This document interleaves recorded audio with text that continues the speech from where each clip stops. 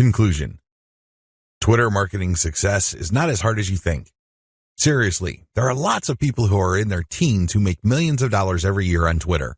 There are lots of companies located all over the world that find clients from Twitter. There are many home-based entrepreneurs such as yourself or digital marketers who make quite a comfortable living promoting online stores on Twitter. What accounts for these individuals' success? It is actually quite simple. They chose to be systematic and methodical. You have to have a system. You can't just do things by the seat of your pants.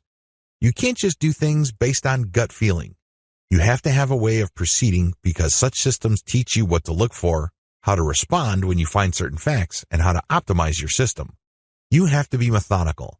This means that you cannot put the cart before the horse. You have to follow the proper sequence. You have to look at the right signals. These two factors, system and meticulousness, flow together. It takes quite a bit of time to master this, but eventually you will get it if you put in the time. You have to pay your dues. Nobody will do it for you. I wish you nothing but the greatest Twitter marketing success. Introduction. If you're looking for a fairly automated way to build a brand online, you don't have to look further than Twitter. In fact, for the longest time, a lot of marketers and marketing companies have long considered Twitter as a great place for brand formation. If you're looking for an online brand, Twitter is a great place to start. It's easy to see why. Twitter is so easy to use. You just need to post a tweet that is 140 characters. You need to do it long enough. You have to pick the right hashtags. You have to pick the right content, and given enough focus and attention to detail, you will get it right. It's just a matter of time. Of course, this does not mean automatic success, but with everything else being equal, Twitter, compared to other social media platforms, is definitely easier to master. Why? First of all, it is very friendly to automation. That's right, you can automate pretty much everything you do on Twitter. This is why a lot of people use it to make money from the internet on autopilot. They don't have to babysit each tweet. They don't have to sit around to figure out what's going on. They can pretty much set a strategy, let software do it, let the process run for some time, double-check their work, make some adjustments here and there, and then let it run. Basically, they keep repeating this process until they get it right. Again, you can run things on autopilot. With that said, you shouldn't expect much traffic if you just started on this platform. I hate to break it to you, but just like with anything else in life, you can't start out at the top. You can't expect massive success without having put in the time. While the actual work involved in Twitter can be so well managed that it almost feels like everything is automated, it still requires work. I know this is going to discourage a lot of people because a lot of people are looking for get-rich-quick schemes. A lot of people are looking for some sort of one-size-fits-all, cookie-cutter, instant success formula. Unfortunately, Twitter doesn't work that way. It can deliver success pretty much on an automated basis, but you have to pay your dues to get there. Everybody is different. Everybody's situation is different. Everybody's goals are different. This is why you need to put in the time. The good news is if you are able to do that, you will be greatly rewarded by this platform because of certain key features of this system. What is so great about this platform is that it has fairly easy mechanics. It really does. When people use Twitter for the first time, they just tweet away. They just think of things to say, and in 140 characters, they tweet away. Sooner or later, they realize that they would reach a much wider range of people if they use hashtags. Even later, they figure out that people who tweet about certain topics all the time are more likely to send them more visitors or more interested followers if they engage with them. In other words, Twitter is one of those platforms that you just have to figure out in broad terms to lay out an initial strategy. Implement that strategy, and then learn from your results. Do these first before you start marketing on Twitter. Before you even seriously think of starting on Twitter, do these first. If you set up a website, you should have been doing these already. Just in case you are unclear on the concept, or just in case you did things out of order, here are the things that you should do before you even think of marketing on Twitter. Pick your niche. It's really important to understand that if you want to be successful on the internet, you must have a laser focus on how you're going to make money. A lot of people are clueless regarding this. In fact, a lot of them think that they just need to buy a system that somebody else has built and they will make money. What they're really saying to themselves is they're too lazy to think through their online business. That's always a dangerous proposition because when you let another person do your thinking for you, you're going to have to deal with the consequences. You have to understand that when people build systems for others, they're usually trying to cut corners. They're trying to make the most amount of money with the least amount of effort. Do you think they have your best interest in mind with that attitude? Of course not. This is why it's a bad idea to let somebody else pick your business for you. You have to do it yourself. You have to know what you're doing. You have to know who you're going to be marketing to, what exactly you're going to be pushing, and how you're actually going to be making money on the internet. You can't just buy some sort of business in a box and expect everything to work out smoothly. That happy ending that you may have been dreaming of may be a very distant and even impossible dream. Why? You just didn't step up. You have to do all of this yourself. The most important is to pick a niche. A niche is a subject matter category or some sort of category for whatever collection of needs you are trying to address. What kind of problems do the products you are promoting or the website you are building address? Pick that niche. Understand how that niche compares with other niches. Understand whether it fits your amount of resources and your expectations. Build a site. You can outsource this. You can create a site that addresses your niche. When you're building a website, you're not just putting up a nice-looking online destination. It must do something. It must convert the traffic that you drive to that site into cold, hard cash. Create a mailing list. Next, you have to create a mailing list.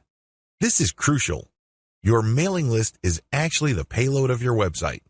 Sure, you may be putting up affiliate ads on your website. When people click these and they land on the sales or landing page, they may buy something. When they do that, you get a commission. That's nice and everything, but if you really want to make money over the long term, create a mailing list. Why? Whatever credibility, respect, or trust you create with your website, you maintain with your mailing list. When you have an update on your website, you just publish the link on your mailing list and invite people to click through, and you have yourself a nice burst of traffic. I've got some bad news to share with you. The vast majority of people who visit your website will never come back again.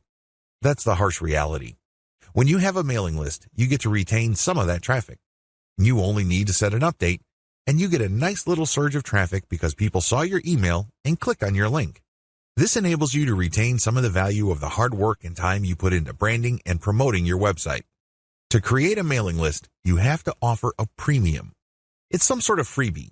It's some sort of incentive for people to join your mailing list. Of course, you make this case on your squeeze page.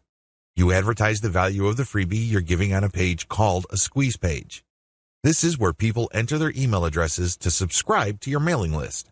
Please understand that there is a big danger here. This is a warning. Don't go overboard in promoting the freebie because if you do that, people will sign up for the free booklet, the free course, or the free book. They couldn't care less about the updates your mailing list will send them.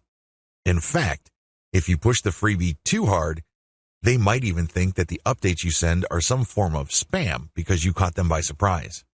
Do you see how this works? There has to be a healthy balance between getting people pumped up to join your mailing list because they're getting something for doing it, but also letting them know that they are getting a better value by being on your list just because you will be sending them information that would enable them to solve all sorts of problems in their lives that are related to your niche. Do you see how this works? Do you see the balance? Create an ebook or report or some sort of high-value giveaway. When you create a mailing list, there has to be some sort of incentive for people to sign up to your list. I wish it were as easy as saying that your website is so awesome that your visitors owe it to themselves to sign up to your list. I'm telling you that if this is your strategy, you're probably going to get very few list members. Why? People need a push. They may be impressed by your website, they may like what you're doing, but this may not be enough to get them off the fence. To many people, entering an email address into a field is a lot of effort. You have to give them some sort of valuable incentive for them to sign up for your list. Generally, I would use some of my popular blog posts, or I would come up with a distilled version or a cheat sheet version. Usually this works. Other times, I would use some sort of massive compilation of resources that are an answer to people's problems. Whatever the case may be, the value of the incentive must be obvious. They don't have to be Sherlock Holmes to figure out the value of what you're giving away. Again, to reiterate, the value must not be so big and steal so much of the spotlight that people forget that they're signing up for a mailing list. It must share equal billing with the list. You have to promote the freebie in such a way that it is still clear to the person registering to your mailing list that they are signing up for a mailing list. Find top-notch content in your niche. Once you've set up a website and a mailing list, the next step on your journey to marketing your website and mailing list on Twitter is content. It's easy to get tempted and think that you're some sort of niche genius. You get all excited about a hot idea or a hot blog post topic, so you write a blog article. You put in the time, effort, and energy to do that, but what happens? 9 times out of 10, that content doesn't work. For whatever reason, people do not seek it out. You don't get traffic with it. You're not alone when this happens. The idea of build it and they will come is a dead end. Thankfully, there's a shortcut. Focus on content in your niche that already works. Look at the social media accounts of influential people or companies in your niche. Look at the content they're sharing. Pay attention to how many social signals they get. Do they get a lot of retweets, likes, favorites? Do they get shared a lot on Facebook? Using this objective social signal information, select their best content and reverse engineer it. Reverse engineering top-shelf niche content. Now that you have a clear understanding of what's hot and what's not in your niche, the next step is to reverse engineer your competitors' best content. How do you do this? First of all, you just focus on their topic. If they're talking about a certain personality in your niche, then talk about that person, because obviously the fact that they're getting all this attention from your niche audience means people are truly interested in that personality. However, don't stop there. Come up with something new. Maybe interview that person directly, or maybe take some sort of controversial angle. Maybe you can give more complete information. Whatever the case may be, come up with content that is obviously superior. This is what's going to make your tweets more popular. This is what will speed your branding efforts up. I'm sorry, but if you're just going to offer the same content that everybody in your niche is already offering, there's really no reason the people you're reaching out to should follow you. Think about it. If they think that you're giving them the same stuff as other sites, why go to you? They can easily have gone to those other sites. Draw their attention based on familiar themes. Keep their attention by doing something a bit different. It doesn't have to be much. You don't have to be a hero. You don't have to go overboard. But it has to be different enough. Unfortunately, this is one of those things that you will have to figure out firsthand. You would have to do it through trial and error. You have to learn through trial and error. Set up consistent social media accounts. Now that you have followed the steps above, you can now start setting up your social media accounts. For starters, you should focus on YouTube, Google+, Facebook groups, Facebook pages, Twitter, and maybe Pinterest. Start with these. Later on, you can branch out to other social media platforms like Quora, Instagram, and others. Your social media accounts must be consistent with each other. Your headers must have the same design. Your biography and other text must have similar elements. The key here is to project consistency. Consistency indicates professionalism.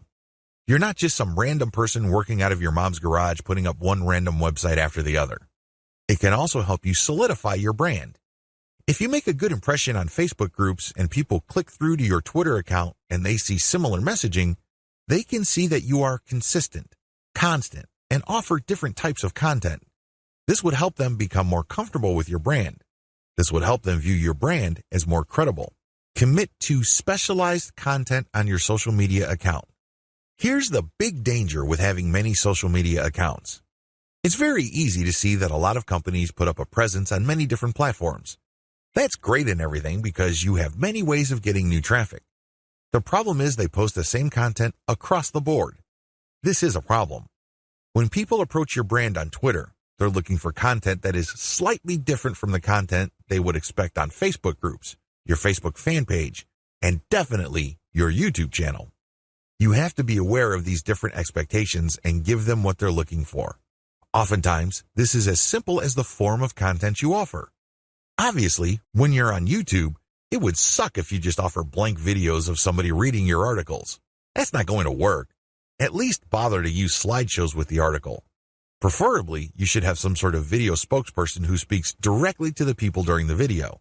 Each platform's content must maximize the format requirements of that specific platform. Get ready to go manual or full auto. At this stage, you have set up your Twitter account. It is brand consistent. You already have lined up the best content you have researched from your competitors. This content has a lot of likes, shares, comments, and other signs of engagement. This is third-party content produced by others. When people click the link, they go to somebody else's website. They do not go to your site. Why in the world would you share this stuff? What's the point of driving traffic to somebody else's website?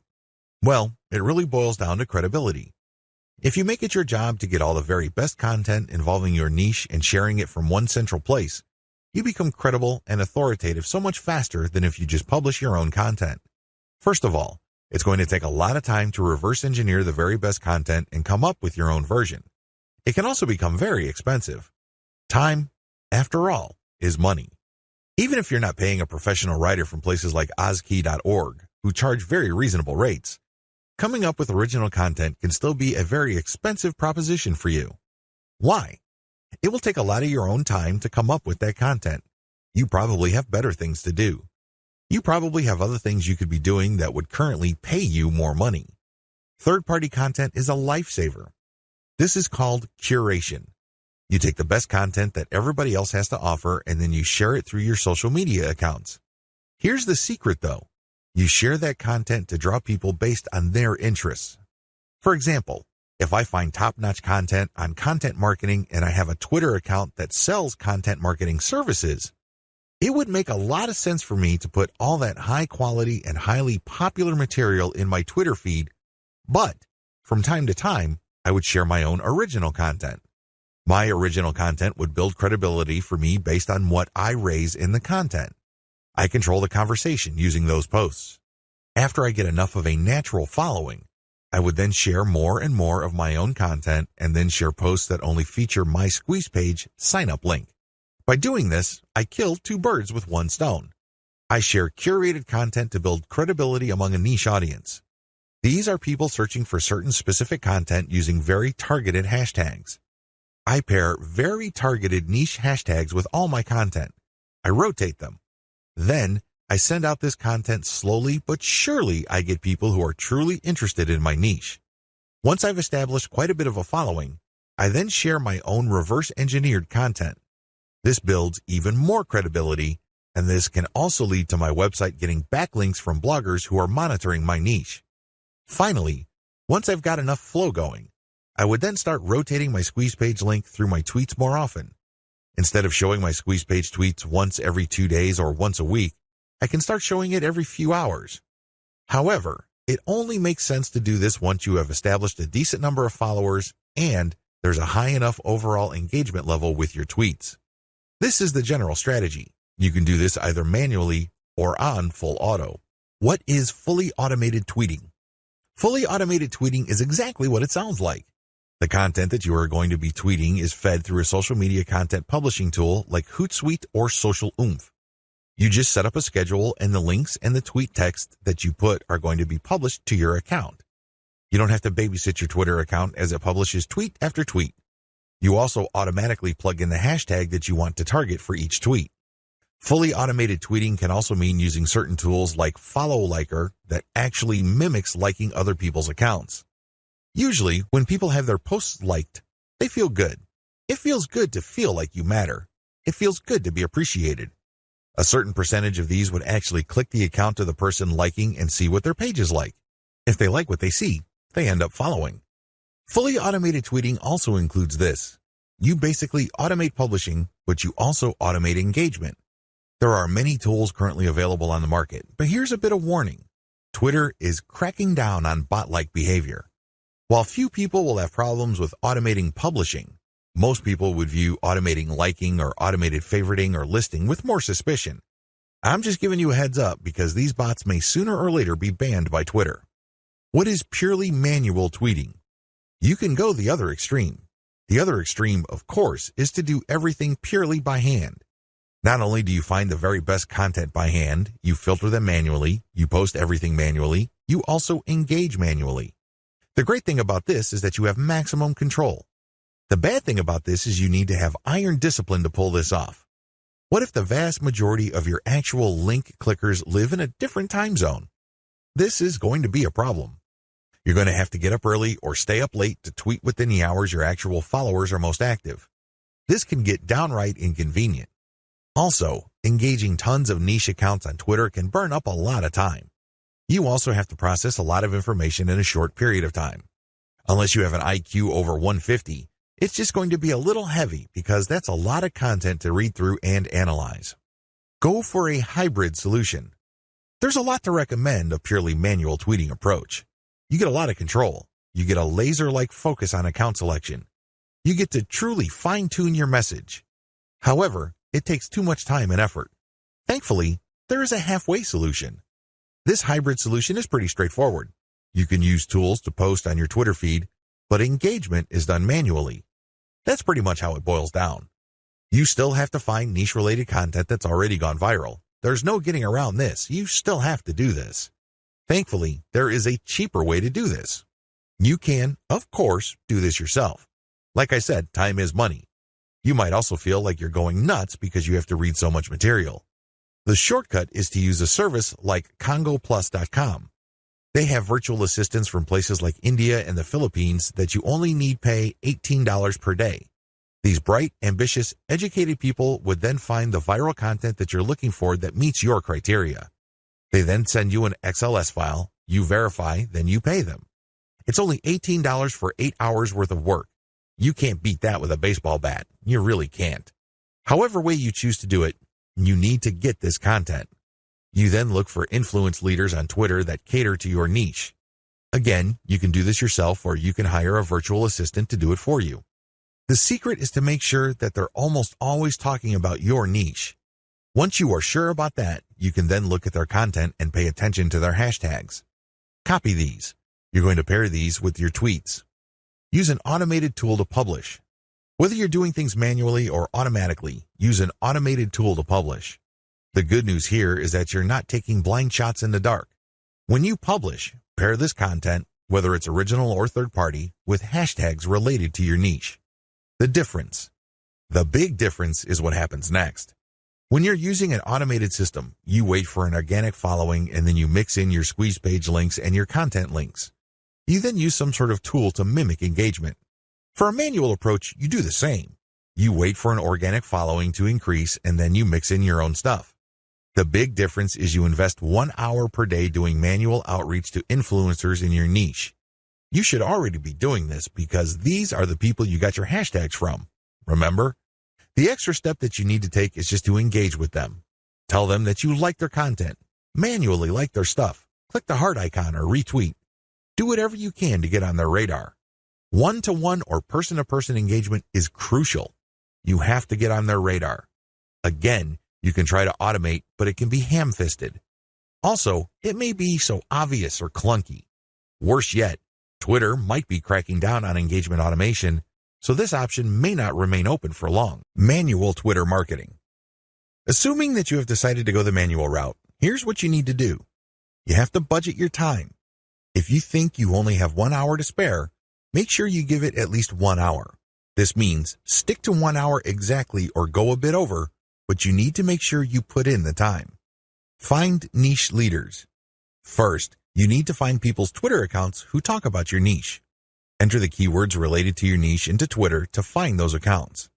How do you know these keywords? Where do you find these keywords? Here are the steps. Create a Google AdWords account. Don't get scared, this is free. Create a free account.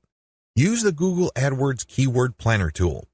Enter websites that you know are competitors of yours, and alternatively enter well-known websites that you know are in your niche. You should get a nice listing of keywords using this technique. Once you find these keywords, look up those keywords to find even more related keywords. Make sure that these keywords get a decent amount of traffic. Read these keywords and be convinced that they are actually related to your niche. Once you have a nice clean list of keywords, plug this into Twitter to find accounts. There's a shortcut to this. You can use Congo Plus's $18 per day virtual assistants to do this for you. For only $18, you get a person's full 8-hour day of labor. This person can use Google AdWords for you, find the right keywords, filter the keywords, go through Twitter, find the accounts, get the hashtags, and follow those accounts. Follow real niche-specific accounts. Once you've done the above steps, you should be able to identify the accounts of people in your niche on Twitter. This is where you need to make a judgment call. You need to look at enough of their tweets to see if this person truly cares about your niche. Is this person really a niche expert, or does this person tweet about your niche from time to time? These are two totally different things. Follow real niche leaders.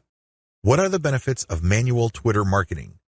When you identify and engage with niche leaders on Twitter, you get the following benefit. First of all, you get niche-specific hashtags. Second, you get a chance to get on the radar with people who are really experts or authorities in your niche. These people can open a lot of digital doors for your business. They can retweet your actual content. This can lead to niche-specific audience members visiting your website. They can interview you and possibly link to your website. You can interview them and establish some sort of professional friendship. You can get invited to conventions or symposiums or workshops. These can be tremendous networking opportunities. There are just so many ways you can benefit when you reach out to people who are already established authorities in your niche. Don't be antisocial. Don't think that you can be successful just with your own efforts. It doesn't work that way because there is a network of really credible people on Twitter already who have the influence that you're looking for. Why not just piggyback on their influence? Why reinvent the wheel? Manual tweeting, pros and cons. Manual tweeting, as we have defined, involves automated publishing of content that you have manually selected. This is content that you have curated. The publication is automated, but your engagement is manual. You're going to find niche-related accounts. You're going to engage with them manually. You're going to tweet, leave comments, so on and so forth. Here is how the advantages and disadvantages break down.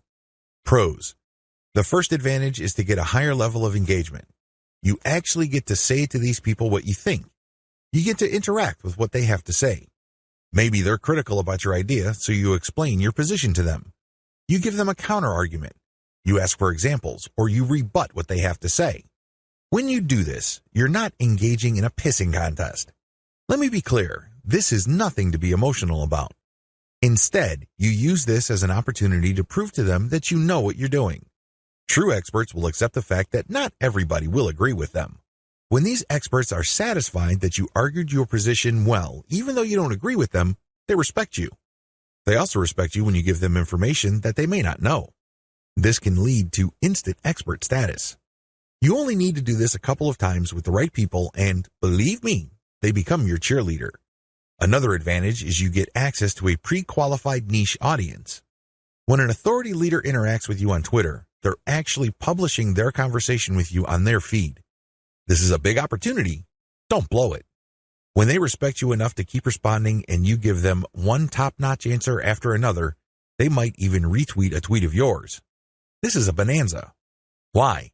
These people are already experts on Twitter in a specific niche field. This means that they have attracted people who consider them authorities. When they engage with your content to the point that their followers see your brand and your content, you get access to that audience. Psychologically, people would see if the person that I respect and admire so much respects this other person who I don't know enough to engage with them respectfully. I should pay attention. If this keeps up and the person who they follow keeps repeating your stuff or keeps engaging with you, it's only a matter of time until some of their audience members would jump over and follow you as well. Please understand, this is not a zero-sum game. It's not like they would unfollow the one expert to follow another expert. Instead, they're already following one expert and they would just follow another expert. They would be following an additional expert. You're increasing the social influence pie instead of fighting over somebody else's influence. They're not losing out. Another advantage to manual tweeting is the speed at which you get backlinks. I cannot emphasize this enough. If you want to boost your website's SEO and you want to get more search engine traffic, you will need backlinks. You can get this much faster when you do manual engagement. The people you're engaging with are in a better position to see that you know what you're talking about. You get to earn their trust and their respect faster. Once this happens, they are more likely to interview you or share content that you posted on your website. Whatever the case may be, this produces a backlink. This backlink really is a measurement of respect for your authority or an acknowledgement of your credibility. It acts as a vote of confidence. The more you reach out to a lot of authorities, the more high-quality backlinks you get. This can boost the overall ranking of your website. Finally, you may be invited to speak at conventions, workshops, or seminars. People might ask you to submit an original article that they would be publishing somewhere else. Best of all, you may get introduced to a big player in your industry. You might get a job offer. You might get some sort of consulting opportunity. Honestly, the range of opportunities available to you is endless. You just need to get out there. The best way to do this online is manual tweeting because you are in full control of your engagement, you craft the public persona you project, and this enables you to be more aware of opportunities as they flash into existence. Disadvantages. The big cons against manual tweeting should be obvious. It takes a lot of time. That's all I need to say. It should be self-explanatory. Second, it's content intensive. While content curation can help you tremendously, it can only go so far. You cannot become a global expert on a particular niche on Twitter and be respected by all other subject matter experts if all you do is share their stuff. That's just not going to happen. Ultimately, they're going to ask you, what about your stuff? What do you have to say? What does your original research indicate? You don't want to come up with a zero when asked those hard questions. Finally, there is no assurance that you will get some sort of alliance. I hate to say it, but certain niches really don't get much coverage on Twitter. You might be able to interact with a high level of niche authorities on Twitter, but that doesn't necessarily mean that they operate blogs that can then link to you. Still, on balance, manual tweeting on Twitter delivers more benefits than its costs. Manual Twitter follower generation. How do you generate followers organically on Twitter using a manual technique? It's as basic as finding niche-specific accounts and finding their followers. Follow these niche-specific accounts, but pay attention to their followers. Follow followers who you know are truly interested in your niche. This requires research. You actually have to look at their tweets or look at the stuff that they're retweeting. Once you see a pattern and it is niche related, follow these follower accounts. I know this is simple, but it's also effective.